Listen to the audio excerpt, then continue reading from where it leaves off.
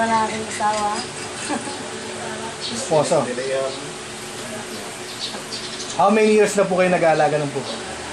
22 years na. 22 years. So, matanda lang ako konti sa kanila. Sa pugo nila, ano? Di yan. Eh, yung paggamit po ng checker whale, kailan po kayo nagsimula? At gano'ng katagal na? 6 na taon na. 6 years na. So, ibig sabihin, nag-start ang quail feeds ng Checkser, kasa kayo nagsimula din. Masabay kami. Bali kayo po ang mga pioneer user ng quail feeds. So, Nahalos na magkaan ng quail feeds ng Checkser. So, matagal na pala. Bali lang po, alaga nyo ngayon? Kasi maabot na 45,000. 45,000. Napakalaki, di yan. Paano natin mabibilang yung pera nun? Itag nung kada araw. Napakarami. So, ang operation nyo is breeder at layer. Tama po ba? So, yung layer, for market, for table eggs, yung breeder, nagbebenta rin kayo ng sisiw. Dumalaga, nagbebenta rin kayo. So, if yung number nyo, ilalagay namin sa internet din, pwede kayo tawagan doon kung o-order yung mga customer natin. At may interesadong customer, tatawagan kayo para pag-order ng sisiw, itlog man, dumalaga, ano pa ba bibenta? Calls, lahat na. So, pwede po, ano? So, sa paggamit nyo ng checker feeds na pangpugo, ano yung mga advantage na nakita nyo compare sa 22 minus 6, 16 years na ibang feeds na ginagamit? Sa ngayon, ano namin sa talagang dami. Kaya sa kanya ng life quality hinahanap namin. Ano po yung mga quality na yun, Kuya Nick? Size ng itlog. Size sa itlog? Ganda, size ng itlog. Mortality, less mortality. Less mortality. Tapos taba ng pugo, tama lang ang taba niya. Hindi siya masyadong mataba, hindi siya kaya. Pag sinabi po natin egg quality o yung egg sizes, ano po ba yung standard? Malaki ba? Maliit? Bilog ba? Tama lang yung tama lang ang size niya na sa pag nilagay sa kahon, sakto lang yung apat. sakto lang yung apat, hindi mababasag. Hindi maluwag. Hindi maluwag, hindi masikip. Tama lang. Hindi siya patulis. Hindi siya patuloy. Hindi naman siya ano ba yung Pahaba. pahaba. Para hindi mabasag. Ano po? Ano siya, tama lang yung bilog niya. Parang oval lang ng konti. So, yun yung ibig sabihin katanggap-tanggap na itsura ng itlog para sa kahon. So, nasabi yung magandang katawan. So, ibig sabihin po, pag magandang katawan, pwedeng matagal mangitlog. Tama po ba? Yun po ba sa iba? Hindi nyo nakuha dati? Dati hindi eh. Hindi namin nakuha eh. Okay po. So, ngayon po nakita yung magandang katawan. Hindi payat, di mataba. Ano ba advantage pag mataba? Kakaroon siya ng sapola, may patayin siya. Patayin. Eh, yung payat po. Meron din, patayin din.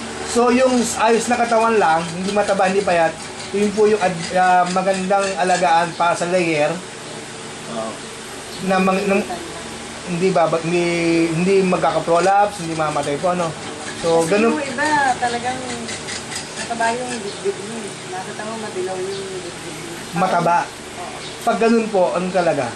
Ano naman siya? Kasi over naman yun. Over, na-stop sila eh. Doon dumadami mortality mo siya.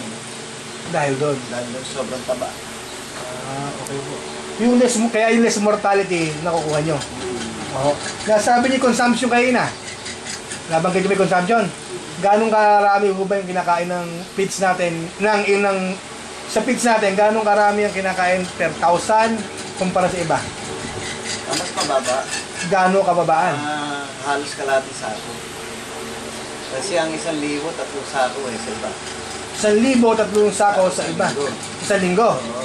Sa inyo, sa atin po. Ito sa atin, maabot lang ng 2 sako kalahati. 2 sako kalahati. Sa computation at Tinenet Clinic, nakikita ko 19 grams o 19 kilo to 20 kilo per 1,000 per day. Tama po ba? So, ganun. So, malaki nga, kaya mataas ang feeds natin eh. Hindi, mataas, pero may quality. Tapos, pagka tinuos mo sa sinuma mo, matipid ka kasi kukunti ang consumption. Ang ganun nangyayari. Sa production po, kumusta po production rate? Okay naman ang production. Maganda ang production. Ano ba yung pinakamataas sa production rate na nakuha nyo? Nakakuha namin 1995. 1995. So far, very good. po ba yun? O kailangan pala improvement? Hindi na. Ano yun? Bihira naman yun nakaka 100% eh. Talaga naman. Hindi, naniniwala naman po. Eh sa dumi, ano yung nakakita yung dumi? Sa dumi, kung konti din niya. Ang liit, ang dumi niya. Tuyo po ba? Basa? Tuyo, naman sa layers tuyo. Sa dulumagal talaga basa. Oo. Yun po ba yung nakakita nyo rin sa ibang pits dati o hindi? Ay, hindi. Ay, hindi. Sa kanila, laging basa eh. Basta yung kadle, tsaka malalaking buti. Malalaki butin. Kasi siguro maraming kinakain, kaya malaki buti, malaki tae. Malakas Yung ang consumo sa feed, pero wala namang... tinatae lang. Pero yung kukonting consumption na nangyayari sa checker ngayon, kukonting consumption pero maliit ang dumi. Maliit ang dumi. Bilog na bilog ang dumi niya. Parang pino ang dumi niya. Yun ang dumi. So, ano pa iba nakita yung yung advantage sa paggamit ng checker feeds? Yung balat na ito. Malaki yung Shell quality, yung ano ba? Malambot, matigas, ano siya, yung makalansing. makalansing, ibig sabihin, malutong, ano ba yun? Matigas. Saka bluish siya. Yun bang bluish? Pag sinabing bluish, indikasyon ng magandang klaseng itlog. Oo. Malaki yun. Yun yung maganda. Oo. Pagka halimbawa na puti, Ay, reject yan. reject. Pagka ma-brown, Ay, reject din yan. Walang manipis ang siya yan. so yung atin, bluish. oo. Ang nakakita ninyo. Saka parang perlas ang tunog. Parang perlas, talagang makalansi nga pagka ginagalaw. So okay pala yung ganung gulay. Ano po ba yung nakikita nyo? May nakita ba iba bang advantage na nakita nyo para sa negosyo nyo? Kasi si Kuya Nick sa si Ate Nenet, ang negosyo niyan, nag-deliver ng itlog sa market. So talagang kailangan, they required na magandang quality ng itlog. Ano pa yung nakakita nyo na advantage, Ate Nenet? May nakakita ko ba? Sa pagpapalaki ng sisiw, Ayun, malakas na. Malakas naman eh. using chick booster mass, yung CP600, saka Saka yung starter. yung BS mass natin, malakas magpalaki.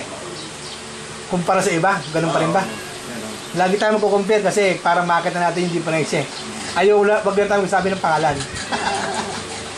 So, sa CCO, sa layer, pasado tayo.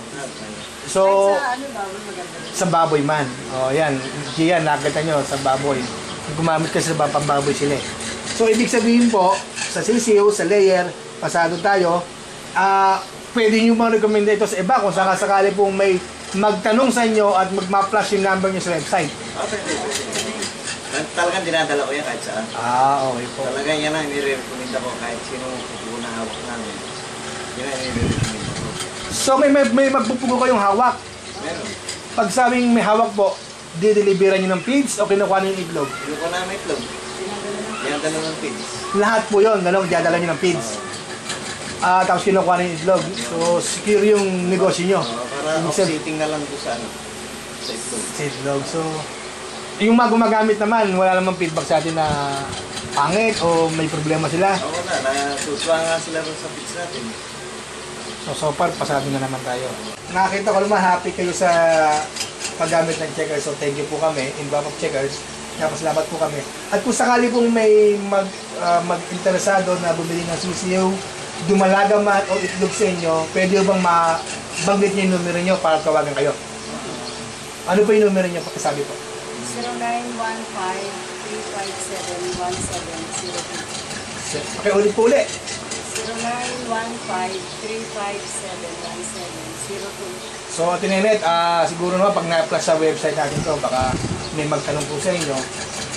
Tsak, makakilala lalo po kayong dalawang mag-asawa. So, thank you po. Salamat po sa time ninyo at salamat din sa paggamit ng Checker Feeds. Salamat din naman sa